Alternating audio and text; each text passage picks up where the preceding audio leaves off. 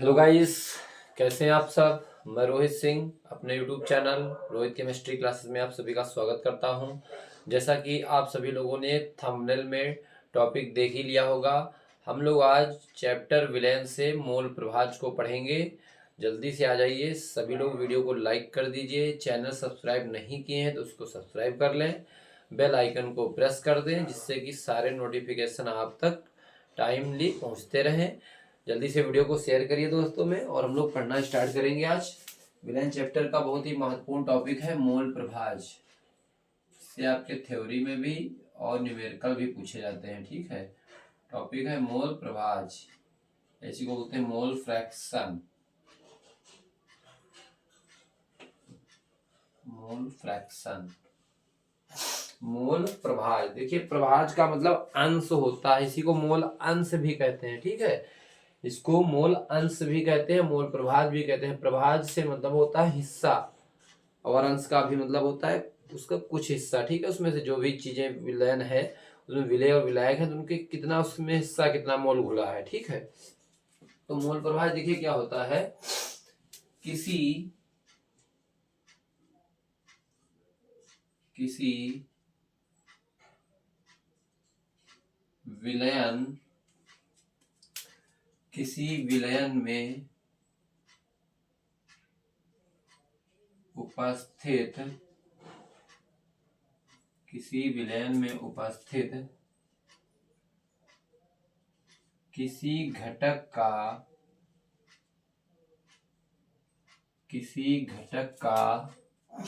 मोल प्रभाज, किसी घटक का मोल प्रभाज उस घटक के, जिस भी घटक का मोल प्रभाज होगा उसी का घटक, ठीक है, उस घटक के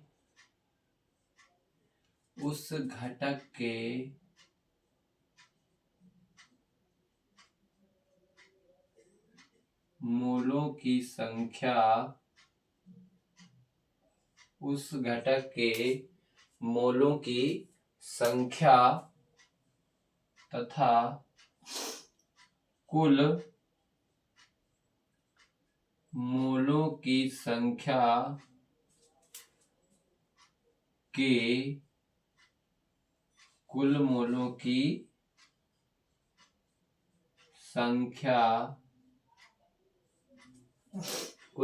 की संख्या के अनुपात के बराबर होता है। बराबर कह लीजिए या समानुपाती कह लीजिए, बराबर होता है। ये तो हो गई परिभाषा सीधे सीधे इसकी, मोल प्रभाज की, कि किसी विलयन में उपस्थित किसी घटक का, घटक से मतलब विलयन है तो उसमें एक घटक विलय हो सकता है, दूसरा घटक हमारा कौन हो सकता है, विलायक। तो जिस भी घटक का हम मोल प्रभाज निकालेंगे, मान लो हम विलय का मोल प्रभाज निकालते हैं, तो विलय के ही मोल की संख्या बटे में क्या रहेगा, कुल मोलों की संख्या। कुल मोलों से मतलब है विलय और विलायक दो घटक होते हैं विलयन में, तो विलय और विलायक दोनों के घटकों के जो कुल मोल होंगे वो क्या रहेंगे, अपॉन में रहेंगे, और जिस घटक का हमें निकालना है मोल प्रभाज उसके मोलों की संख्या ऊपर रहेगी, और इसके अनुपात को ही क्या कहते हैं, हम मोल प्रभाज कहते हैं। ठीक है, तो यहां से सूत्र क्या बनेगा इसका, मोल प्रभाज बराबर, यहां से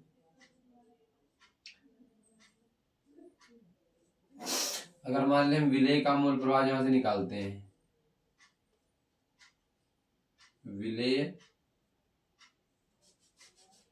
विलय का मोल प्रभाज, ठीक है, विलय का मोल प्रभाज, और यहाँ पर लिख लीजिएगा इसे, क्योंकि मोल प्रभाज को हम लोग x से प्रदर्शित करते हैं, इसे x से प्रदर्शित करते हैं, इसे x से प्रदर्शित करते हैं। अब देखिए, अगर हमें विलय का मोल प्रभाज निकालना है तो विलय के लिए हम लोग b यूज करते हैं, यानी कि विलय का मोल प्रभाज कौन हो जाएगा, xb। कौन हो जाएगा, xb। x है मोल प्रभाज को प्रदर्शित कर रहा है, b किसको दिखा रहा है, विलय को। तो विलय का जो मोल प्रभाज होगा xb, वो किसके बराबर होगा, किसके अनुपात के बराबर होगा, उसी घटक के मोलों की संख्या यानी कि विलेय के। तो विलेय के मोलों की संख्या क्या हो जाएगी, NB। क्या हो जाएगी, NB। N किसको दिखा रहा है, मोल की संख्या को, और B क्या मतलब क्या है, विलेय के मोलों की संख्या, अपॉन में कुल मोलों की संख्या रहेगी, यानी कि विलेय में जो विलेय होगा और विलायक होगा इन दोनों के सॉरी दोनों के घटकों के जो कुल मोल होंगे उसको हम लिखेंगे नीचे अपॉन में। तो इस तरह से हम विलेय का मोल प्रभाज XB निकाल लेंगे, NB upon Na plus NB। इसी तरह से, सॉरी जुकाम बहुत तेज है इसीलिए थोड़ा प्रॉब्लम हो रही है। इसी तरह से हम अगर विलायक के मोल प्रभाज निकालें, विलायक के मोल प्रभाज, मोल प्रभाज को तो हम X से दिखाते हैं और विलायक के लिए हम क्या यूज करेंगे, A। तो इस तरह से विलायक के मोल प्रभाज क्या हो जाएंगे, विलायक के मोलों की संख्या यानी कि Na, और अपान में क्या रहेगा, विलेय और विलायक दोनों के, तो Na प्लस NB। ठीक है, ये हो जाएगा ऊपर वाला विलेय के मोल प्रभाज XB और विलायक के मोल प्रभाज X से। ठीक है, और एक चीज भी याद रखना है आपको, चूंकि ये जो XA और प्लस XB होता है यानी कि विलेय के मूल प्रभाज और विलायक के मूल प्रभाज का योग जो होता है वो कितना होता है, 1 होता है। ये चीज आप ध्यान रखेंगे। आपसे सवाल में दोनों घटकों के मूल प्रभाज ज्ञात करने को पूछेगा, तो अगर आप एक घटक का विलेय का या विलायक का अगर एक का आप निकाल लेते हैं मूल प्रभाज, तो दूसरों को निकालने की आवश्यकता नहीं रहेगी, क्योंकि उसमें हम क्या करेंगे, यही समीकरण अप्लाई कर देंगे तो 1 से घटा देंगे। ठीक है, तो इस तरह से मोल प्रभाज हम विलेय और विलायक के निकाल सकते हैं। दूसरी चीज यहाँ पर नोट करके लिख लीजिएगा, जो मोल प्रभाज होता है इसका कोई मात्रक नहीं होता है, लिख लीजिएगा मोल प्रभाज का कोई मात्रक, मोल प्रभाज का कोई मात्रक नहीं होता है, मोल प्रभाज का कोई मात्रक नहीं होता है। ठीक है, तो इस तरह से मोल प्रभाज हम देख लिए, किसी विलयन में उपस्थित किसी घटक का मोल प्रभाज उस घटक के मोलों की संख्या तथा कुल मोलों की संख्या के अनुपात के बराबर होता है, और इसे X से प्रदर्शित करते हैं।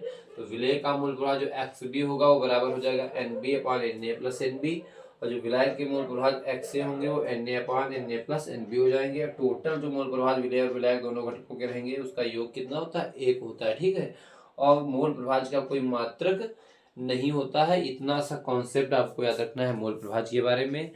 इससे संबंधित आपके न्यूमेरिकल भी पूछे जाते हैं, वो हम लोग अभी देखेंगे। जल्दी से इसका स्क्रीनशॉट ले लीजिए आप लोग, सभी लोग स्क्रीनशॉट लीजिएगा सभी लोग जल्दी से,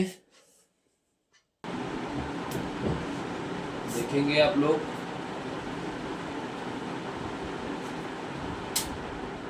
सवाल नोट है आपके सामने, 40 ग्राम NaOH को 90 ग्राम जल में घोला गया है, तो प्रत्येक घटक का मोल प्रभाज ज्ञात कीजिए। सवाल को कायदे से देखिएगा, 40 ग्राम NaOH को घोला गया है किसमें, 90 ग्राम जल में। तो कह रहा है दोनों प्रत्येक घटक से मतलब ये है विलेय और विलायक दोनों घटकों के आपको मोल प्रभाज ज्ञात करने हैं। यहाँ पर देखेंगे विलेय हमारा कौन है, NaOH। विलेय कौन है यहाँ पर पहले लिख लेंगे इधर विलेय, और विलेय हमारा कौन है, NaOH। विलेय हमारा कौन है, NaOH। इधर लिख लेंगे विलायक, और विलायक हमारा क्या है, यहाँ पर जल है। क्या है, विलायक हमारा यहाँ पर जल है, यानी H2O। ठीक है, चाहे तो यहाँ पर H2O भी लिख सकते हैं, कोई दिक्कत नहीं है, जल लिख लें, H2O बात एक ही है। ठीक है, अब देखेंगे जो विलेय है NaOH जिसकी मात्रा दे रखी है W, और विलेय के लिए हम लोग यूज करते हैं B। W भी कितना दे रखा है, 40 ग्राम। कितना दे रखा है, 40 ग्राम। अब क्योंकि हमको मोल प्रभाज विलेय का निकालना है, तो विलेय का मोल प्रभाज निकालने के लिए हमको NaOH का अणुभार भी पता होना चाहिए। यहाँ से हम NaOH का अणुभार निकाल लेंगे, NaOH का अणुभार कितना आ जाएगा, सोडियम का होता है 23, ऑक्सीजन का 16 और हाइड्रोजन का 1, आ जाएगा 40। कितना आ जाएगा 40। अब यहाँ से हमको विलेय के मोल पता कर लेने हैं। क्या पता कर लेने हैं? मोल। तो NB बराबर कितना आ जाएगा? देखिए मोल इसके, हाँ NB मोल निकालने हैं किसके? विलेय के मोल निकालने हैं। तो क्या हो जाएगा फार्मूला? भार बटे अणुभार। भार देखो WB कितना दे रखा है, अपान में MB हो जाएगा। अब WB आपका दे रखा है 40 और MB कितना दे रखा है, देखो अणुभार आ गया है 40। ठीक है, तो ये तो यहाँ से आ जाएगा 1। कितना आ जाएगा 1, यानी कि NB जो आएगा विलेय के जो मोल की संख्या आएगी कितनी आएगी? 1। और जब विलेय की मोल की संख्या पता हो गई, इधर हम विलायक के भी मोल की संख्या निकाल लें। यहाँ पर देखेंगे विलायक जो जल है इसका भार कितना दे रखा है? WA कितने में? 90 ग्राम में घोला गया, यानी कि जो जल का भार है वो कितना है? 90 ग्राम। अब हमको जल का अणुभार की भी जरूरत पड़ेगी। यहाँ से निकाल लेंगे अणुभार MA जल का, और जल का अणुभार कितना होता है? हाइड्रोजन का 2 और ऑक्सीजन का 16 करेंगे तो हो जाएगा यहाँ से 18। ठीक है, ये हो गया अणुभार। जैसे अणुभार हमको पता चल गया तो इसके हम विलायक के मोलों की संख्या निकाल लें। Na बराबर क्या हो जाएगा? WA अपान MA। भार बटे अणुभार हो जाएगा। भार 90 दे रखा है और अणुभार आया 18। कितना आ जाएगा? 18 पंचे 90। अब चूंकि हमें कुल मोलों की संख्या भी जाननी है तो कुल मोल हम यहाँ से NT निकाल लें। NT यानी कि टोटल मोल। कुल मोलों की संख्या क्या हो जाएगा? Na plus NB। यहाँ से जोड़ लें। Na और NB दोनों मोलों की संख्या देखो अब लोग निकाल लिए थे। NT टोटल मोलों की संख्या कितनी हो जाएगी? Na देखो कितना है? 5 आया है और NB देखो इधर कितना है? 1 आया है। तो टोटल मोल कितने हो जाएंगे? 6। और जो टोटल मोल 6 हो गए तो हम बस मोल प्रभाज विलेय का निकाल लेंगे। तो इसका विलेय का मोल प्रभाज XB जो आएगा वो कितना आएगा? इसका फार्मूला क्या होता है? देखो इसका हो जाएगा NB यानी विलेय के मोल और बटे कुल मोल यानी NT। ठीक है, और NT यहाँ पे कितना हो जाएगा? XB बराबर कितना हो जाएगा? NB देखो कितना दे रखा है? 1 और NT देखो टोटल 6। तो जो विलेय का मोल प्रभाज होगा XB वो कितना जाएगा? 1/6। इसको चाहे तो पॉइंट में आंसर बता सकते हैं, अपना ऐसे रखेंगे। ठीक है, भिन्न में। और इधर देख लेते हैं इसका मोल प्रभाज XA बराबर क्या हो जाएगा? इसके मोल प्रभाज यानी Na अपान NT। तो विलायक का जो मोल प्रभाज आएगा Na तो यहाँ से हमको पता है 5 और NT टोटल कितना आया? देखो 6।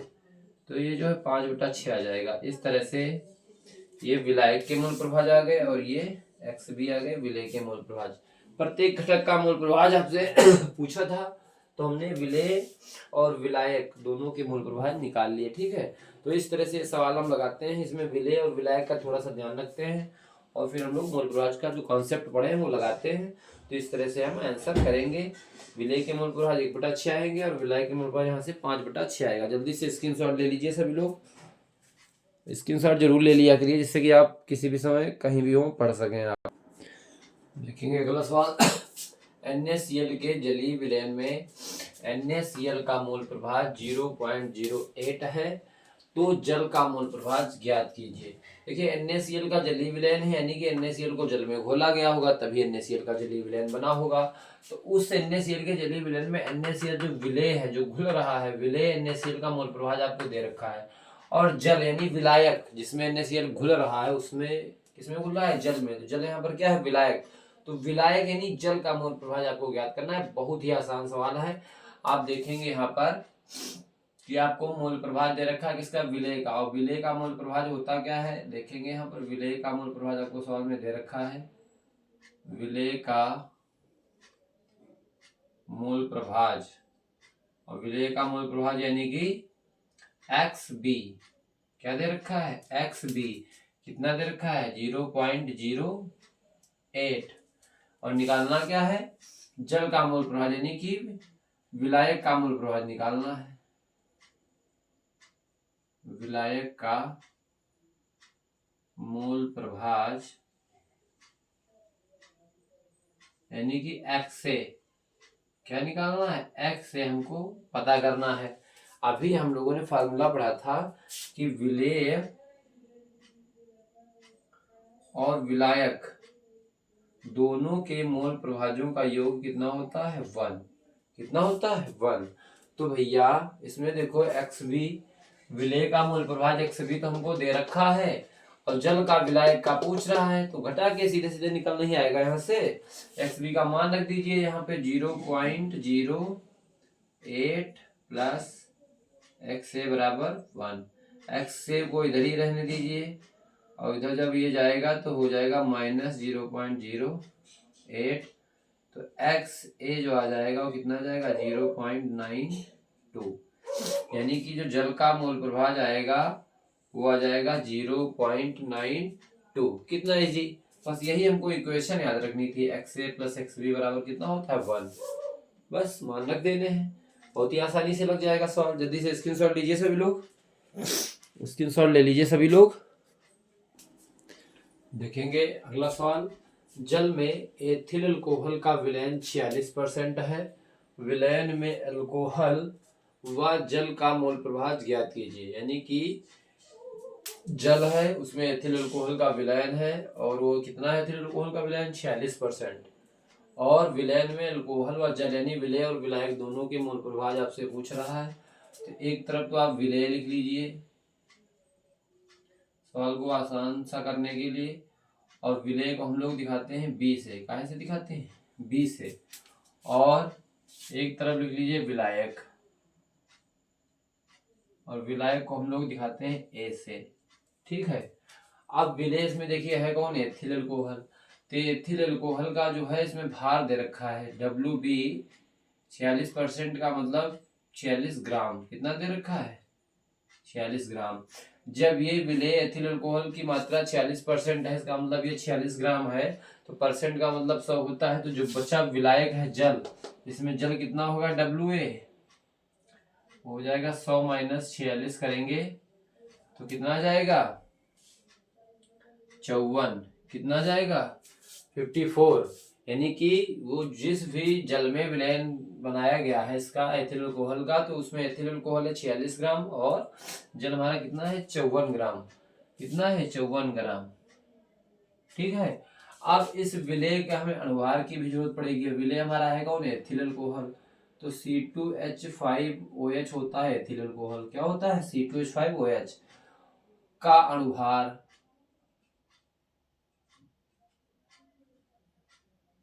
अनुभार यानी कि MB।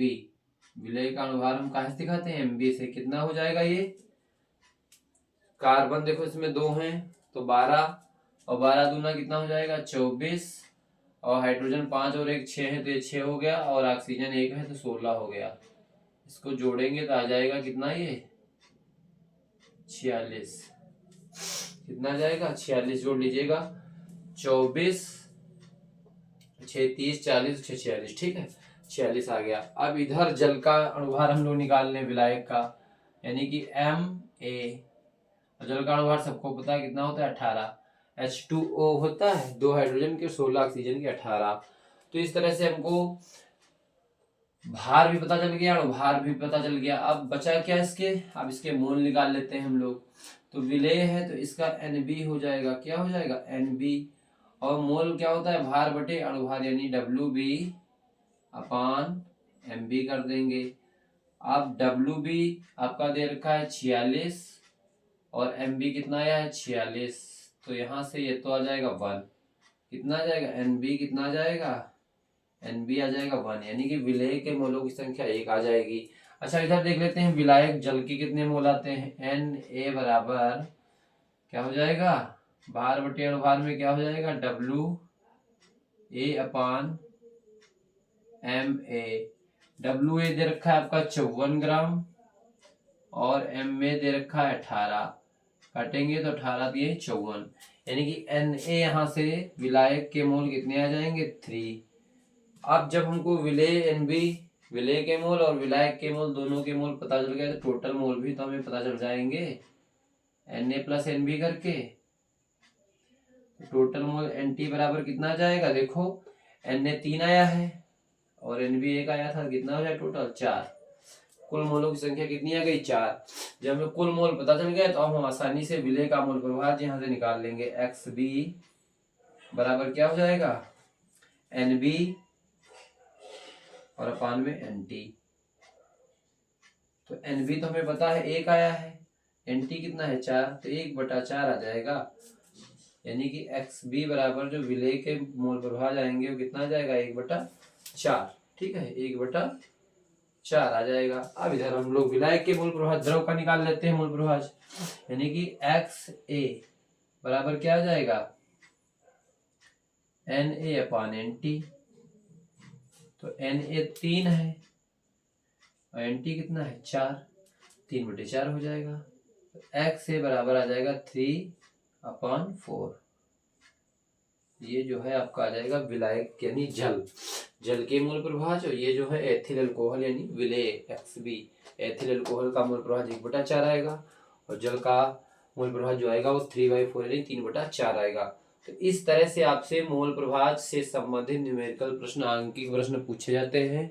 आप लोग वीडियो देख लेते हैं, आराम से चले जाते हैं, ना वीडियो को लाइक करते हैं, ना कमेंट करते हैं, ना वीडियो को शेयर करते हैं दोस्तों में। आप बिल्कुल सपोर्ट नहीं करते आप लोग। अगर आप लोग हमारा इसी तरह से साहस अगर कमज़ोर करेंगे तो हम आपके लिए कैसे अच्छी अच्छी क्लासें लाएंगे। इसलिए आपको हमारे साहस को, हमारी ऊर्जा को बढ़ाने के लिए आप लोग कमेंट किया करिए, वीडियो को लाइक कीजिए और चैनल को सब्सक्राइब जरूर करिए। ठीक है, thank you for watching this video.